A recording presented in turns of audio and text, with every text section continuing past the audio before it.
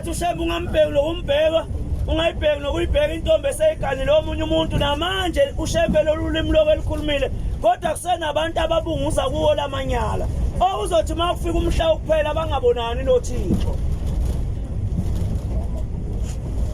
Uyazi ayikho intembu ukuthi la eSouth Africa abantu bakhona abakhuzeki. Njengoba sila eThekwini ngabe kuba kwethu la eThekwini kuhle yini? Indlela esasuka ngayo emakhaya yiyo ile sizokwazi ini makuthiwa kufika imihla yokuphela sibuyele kahle emakhaya. Uyazi kunabantu abala eThekwini abangasaya emakubo through izenzo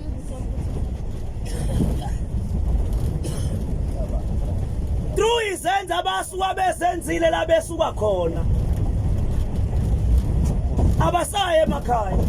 Omunye washiya umuzi ayeganele kuwe unkosikazi eganile kwadlula indoda yakhe wahamba engazilalanga ngisho leyo ndoda yakhe kufika la eThekwini uyinkinga namhlanje. Omunye wasuka ezweni lakubo ebulela uyise abantu bakwazi ngisho ukubulala abazali babo.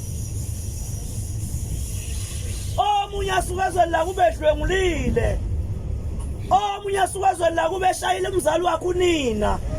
Omunye asuka ezweni lakubo walala umfazi kamfowabo. Namhlanje la eThekwini uphelele la eThekwini mawukhuluma ngokuthi umuntu ufanele kufika isikhathi agoduka kwaye kubo akazi uzongena kanjani ekhaya kubo ngoba washiya amanyala. Kodwa ekugcineni kosuku la uzongcwatshwa khona ikini kulawo manyala njalo wenzile angazi kuzongena kanjani sungena isidumbu. Le ndaba kaShembe ngoba ixoxela ukuthi umuntu akabuyisane nomndeni wakhe esaphila enze into ezinhle emndenini wakhe esaphila ngoba kuzofika isikhathi esunokufa. Unokufa ufuna ikini lelo walibaleka ngezathu zakho. Unokufa nje ufuna ikini. Mina ngeke ngibone umuntu ephike nabantu endabeni kaShembe. Indaba kaShembe ayimdingi umuntu osacheme nabangani. Indaba kaShembe ayimdingi umuntu osacheme nomuntu osami ngomuntu. Indaba kaShembe ayifuna uma ngisho nangomzali wakho. Ifuna uyimele nje gelekeke ngoba indaba kaShembe idla umuntu yedwa. Indaba kaShembe idla umuntu yedwa idla iningi idla umuntu yedwa.